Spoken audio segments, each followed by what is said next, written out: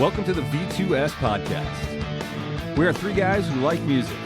We've been in bands. We've watched countless bands live. We're going to talk about all things music related. At least we're going to start there. We're going to share some stories, opinions, lots of opinions, insights, and whatever else we feel like. So sit back and share a few laughs with us. Welcome to the V2S podcast.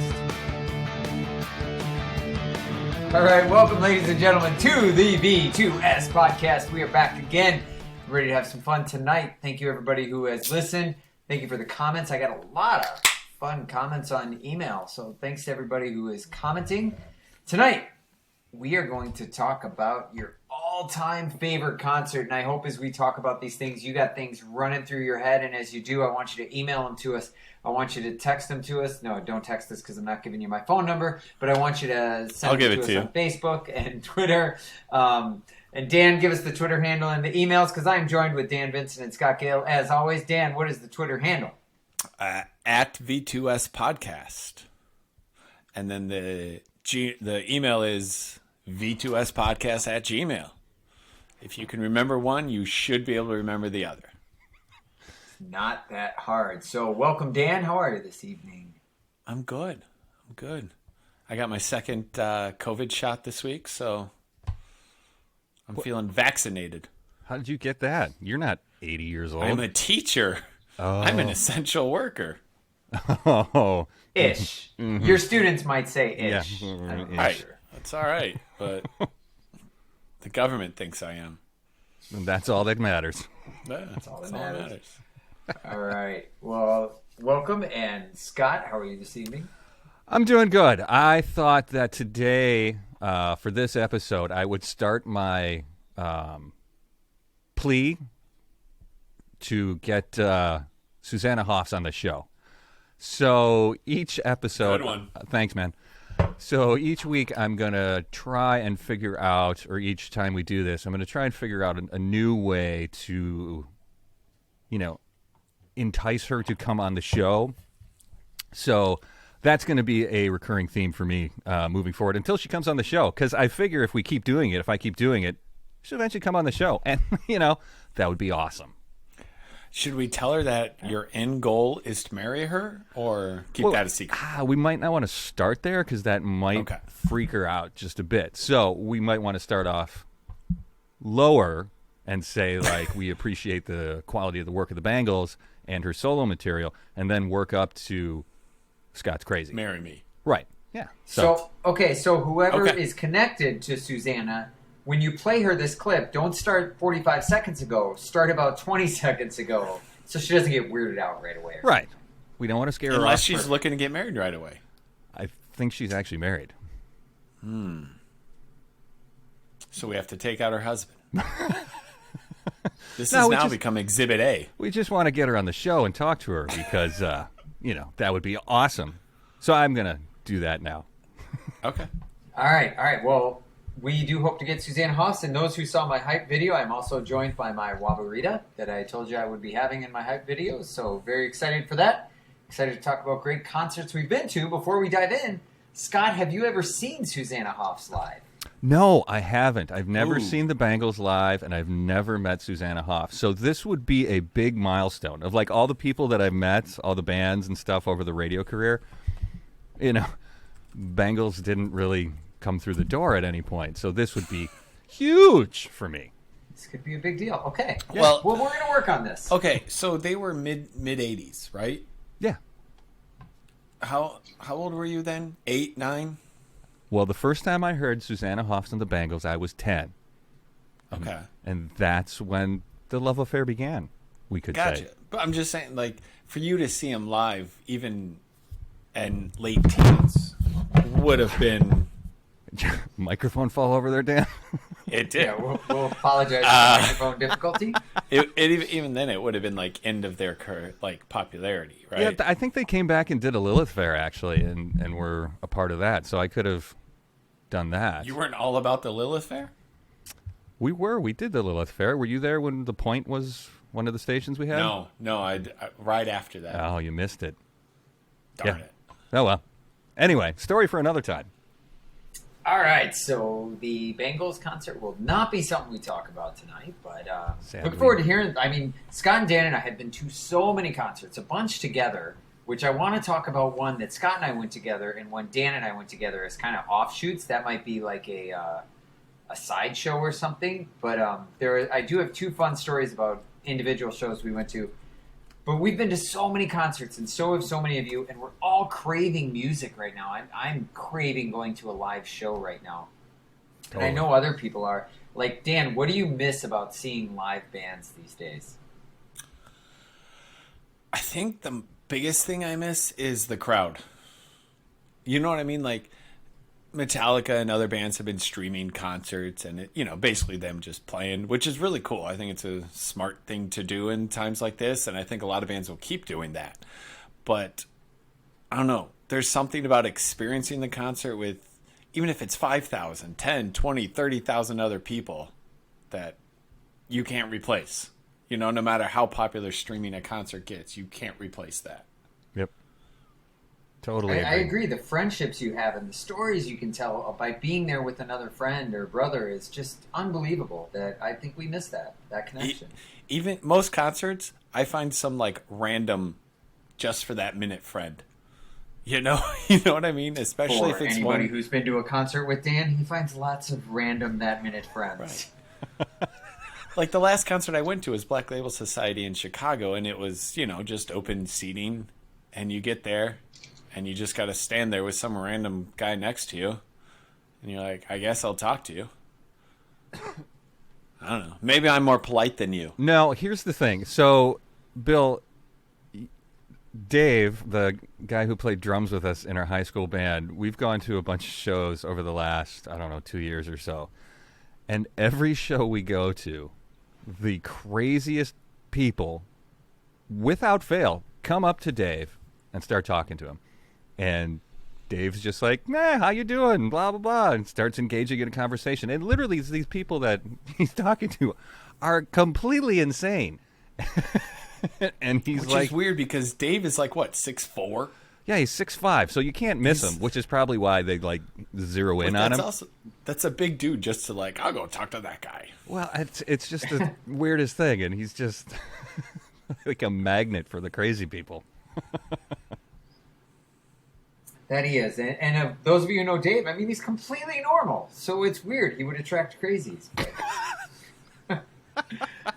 all right, well, let's start talking about some of our favorite concerts and maybe a little build-up or something. I don't know. I mean, when I think of a fun concert, I think of a band like Poison. Like, Poison's just going to be 2 hours of fun. You don't even have to know a song. My bride went to see Poison with me. And she didn't know more than 3 songs, but it was 2 hours of just fun, Do you guys have those bands that are just like, and not saying that's the concert, like I'm going to talk about a specific show, but Poison is just pure fun. Anybody else have any gosh, I smile when I go to those shows. There's lots of bands that are kind of like that elicit that response. But I think the more memorable shows for me are not necessarily the performance of the band, because there's, a lot of great performances that I've seen, but I think there's like a kind of like Dan was saying, like weird people come up and talk to you or whatever. There's a particular occurrence that happens that makes that particular show memorable. And that's kind of what, I have 2 that I can talk about, but I think I'll just hit one tonight, about the show that makes it a really memorable concert for a couple of reasons. But yeah, no, I get what you're saying, that there are a lot of bands like that, and I think Poison is one of them, and yeah, the list goes on and on and on. Or like, were you at the show when this happened, and did you hear about that? Right. Yeah. Dan, what were you going to say?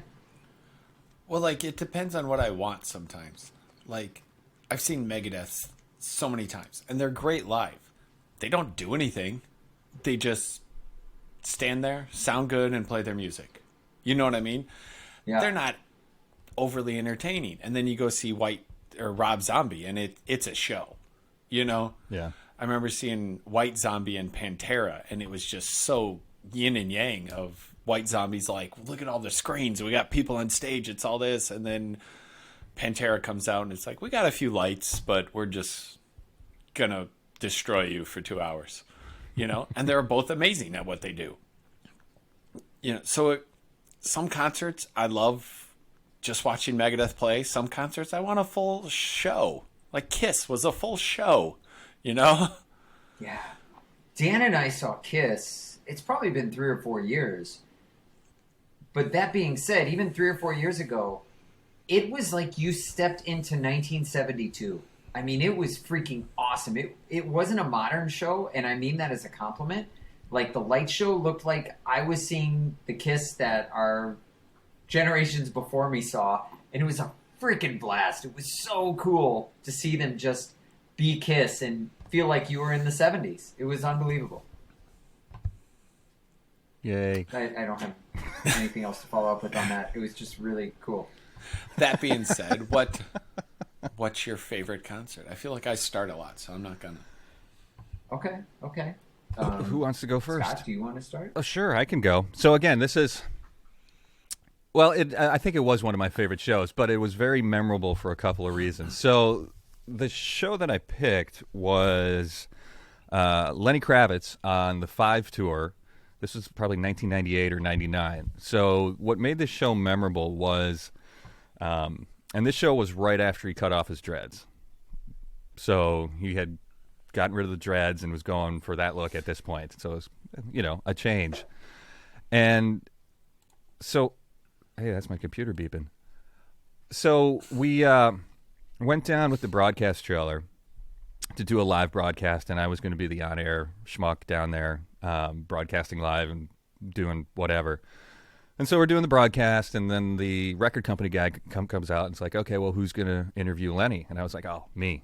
That's totally me. Huge fan, going to do it. All prepared.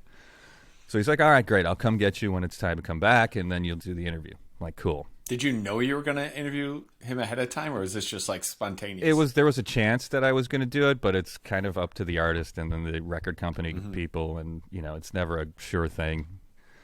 I just didn't know if Laser was like, yeah, that's a good idea. We'll have Scott do it. Yeah, of course it's a good idea.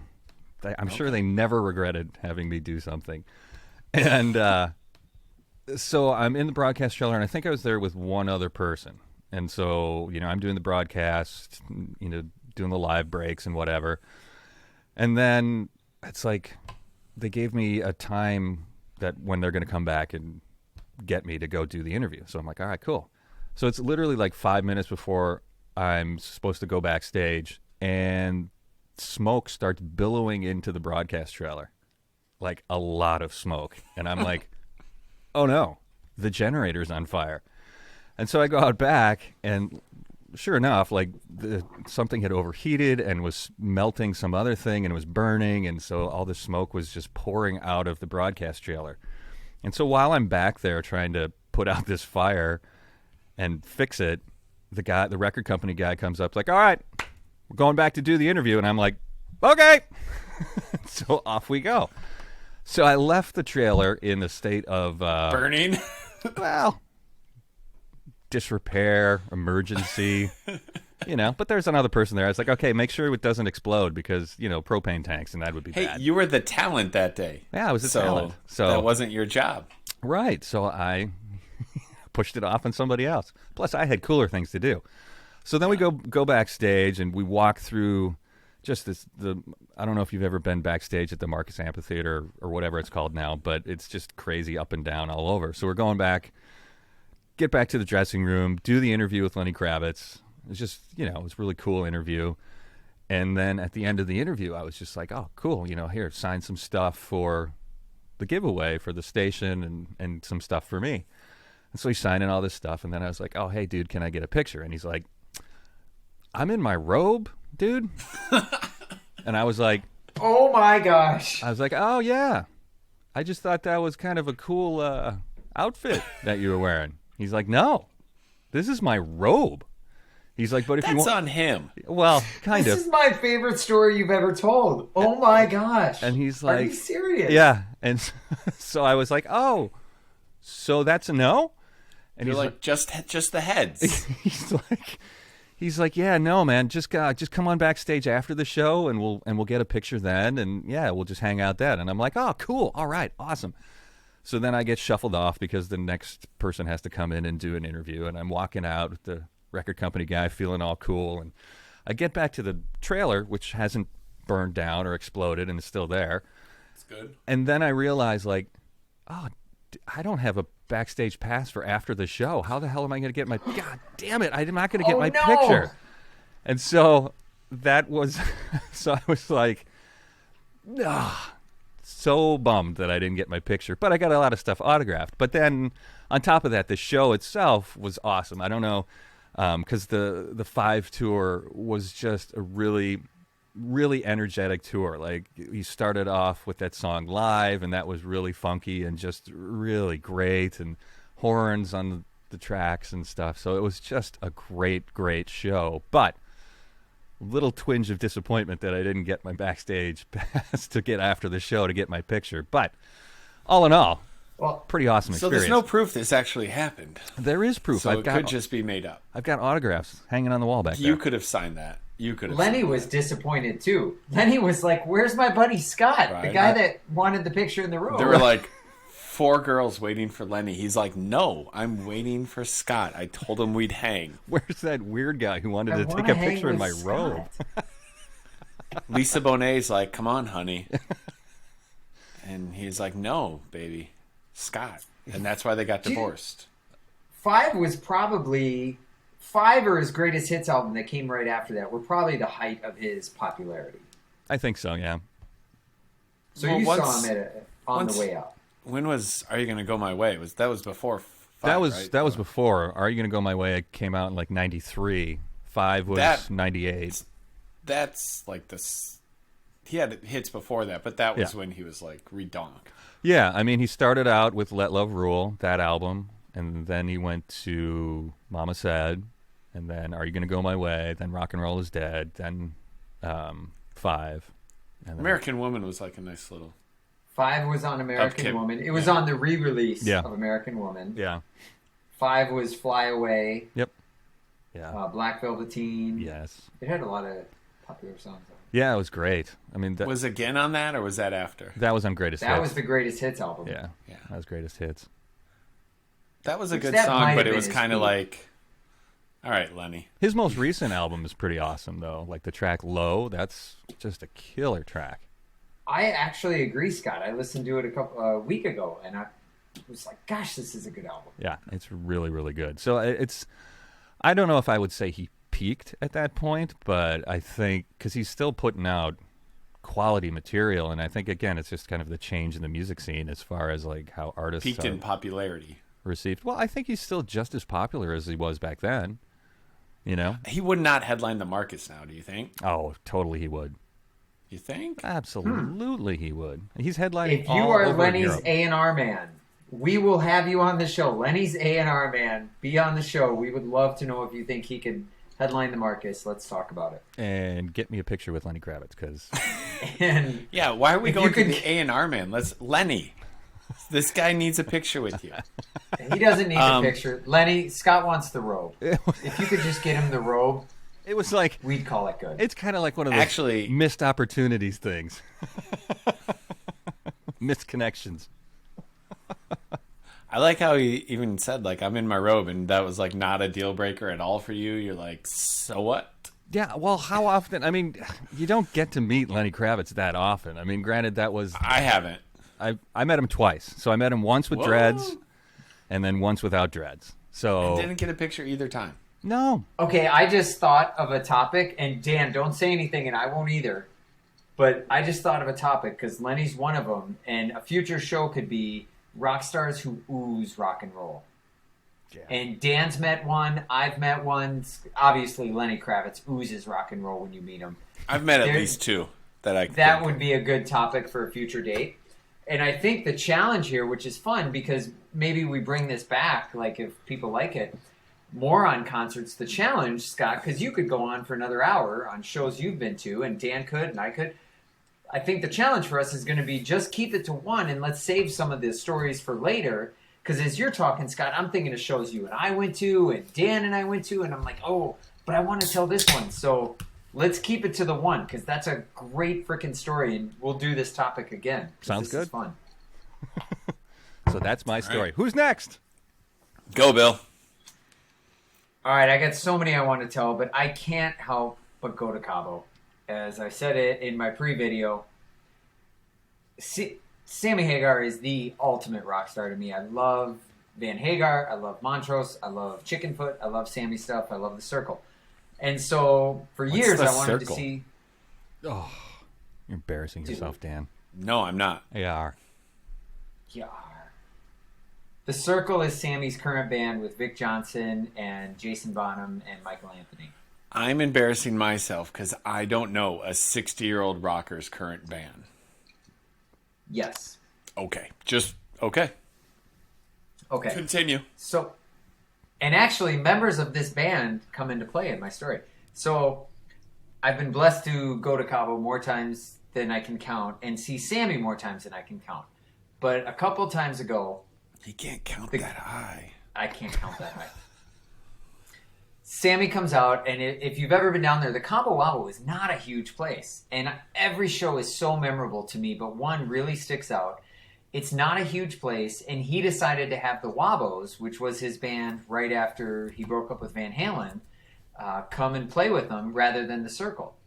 So we're standing in line you get a wristband before you go in, and Mona, the bass player of the Wabos, it just happens to be walking up right in line with everybody else. And my buddy Brad says, "Hey, Mona." She comes over and takes a picture with us. And I'm like, this is going to be a good day. Like, we're hanging out with Mona, the bass player from Sammy Hagar's band.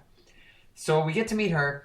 The show starts, and I mean, he starts out with 70s stuff. He's doing Montrose. He's doing early Hagar stuff. Super fun.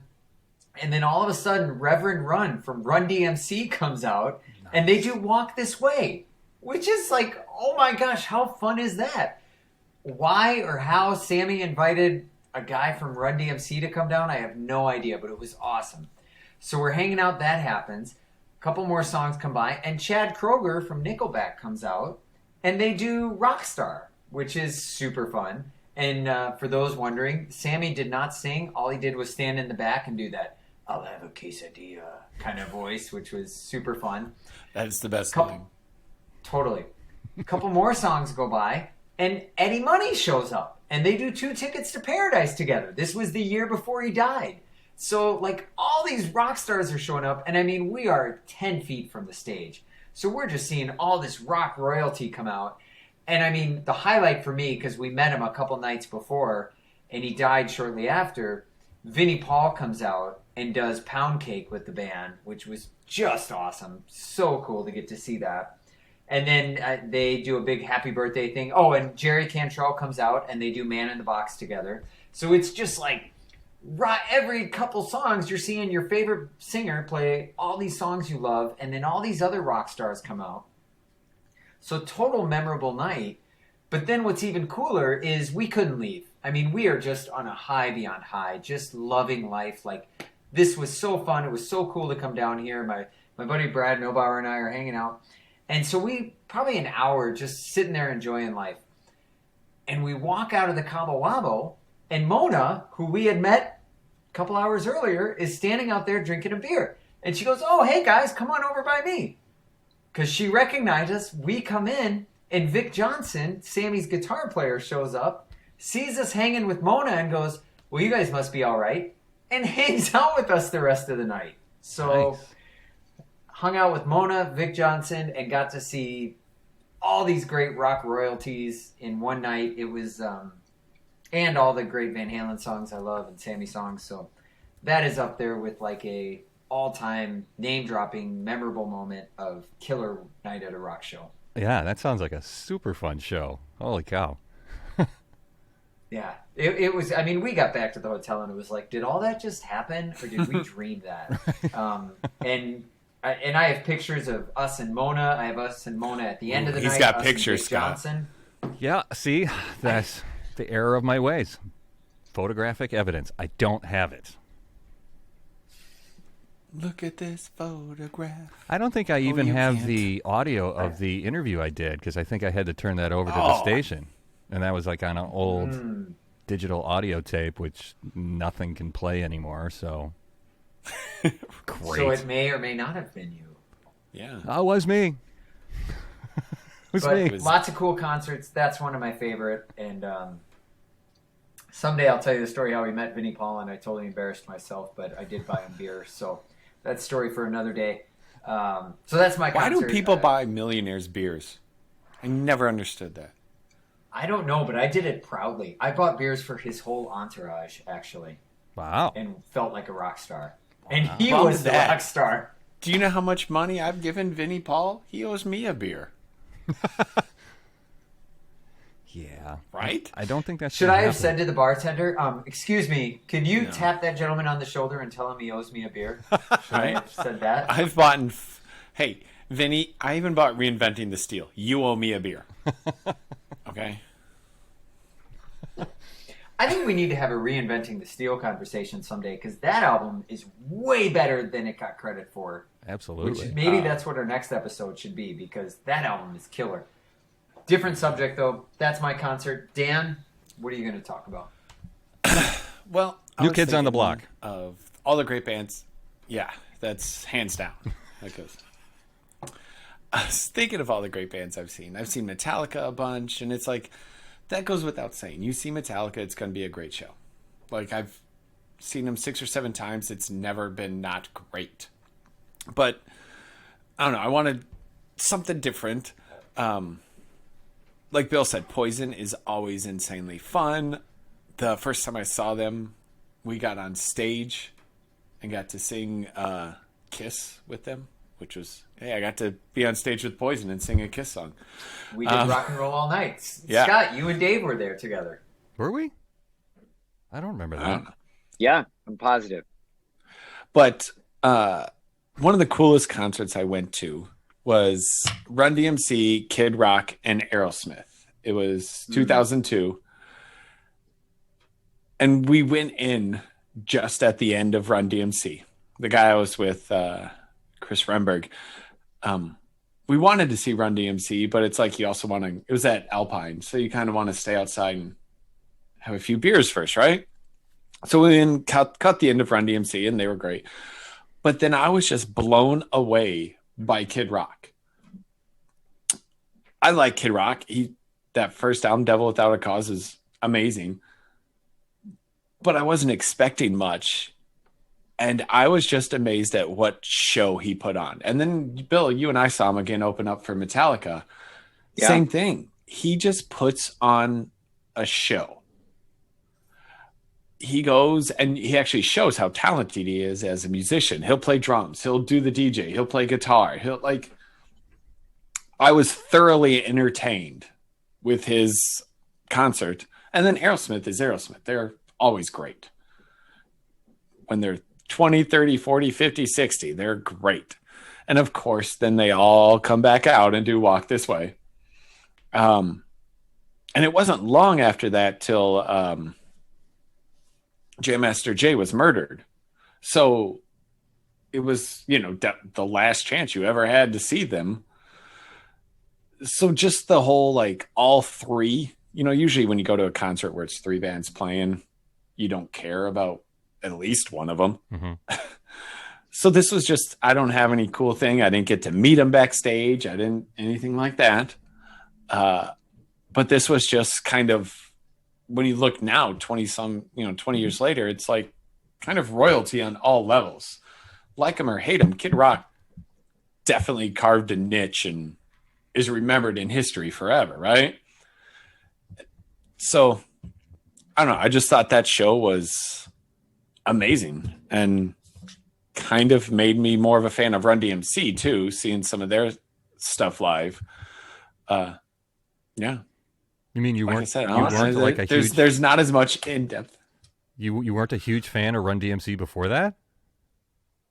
I knew their hits before that. Really? I thought everybody loved Run. I was DMC. younger when they were in.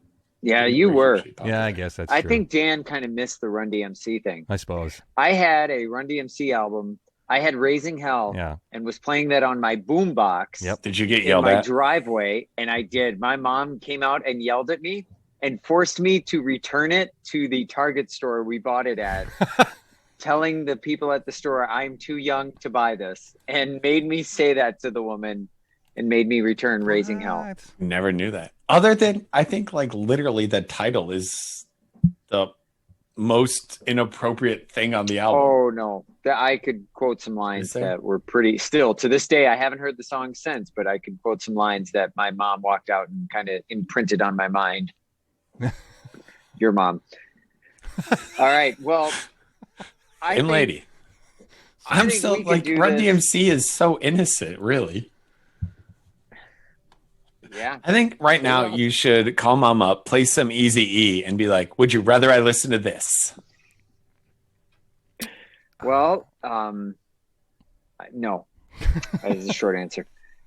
So, Run DMC, though, and gang, for those who listen here, we don't talk about this in advance. Run DMC makes it on twice, which might be the only time in the history of this podcast Run DMC makes it on 2 categories. When you mentioned Reverend Run, I'm like, perfect segue. Boom.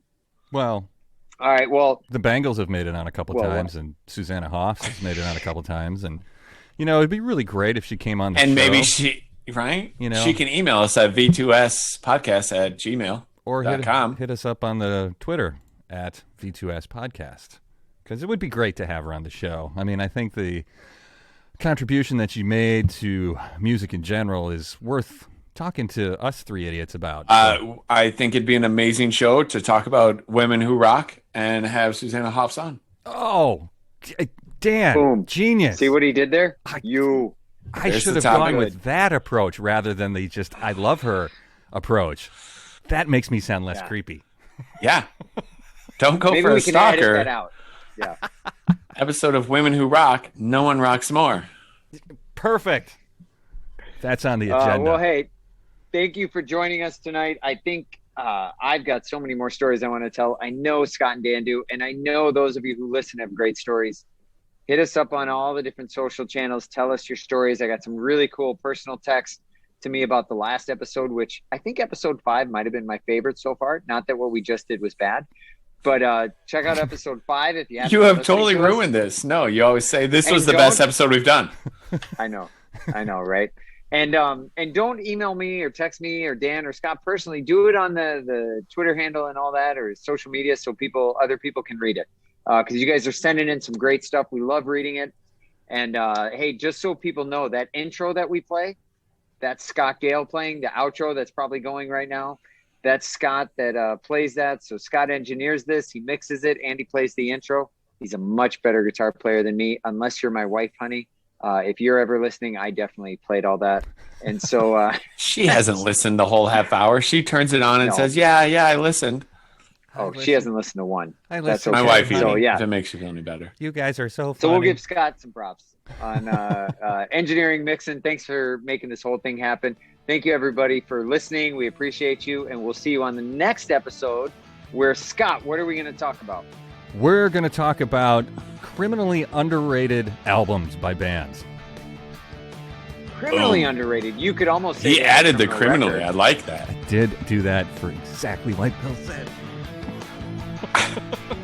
I love it. All right. So join us next time to hear about criminally underrated albums from bands that rock. And we will see you next time on the V2S podcast. Woo-hoo.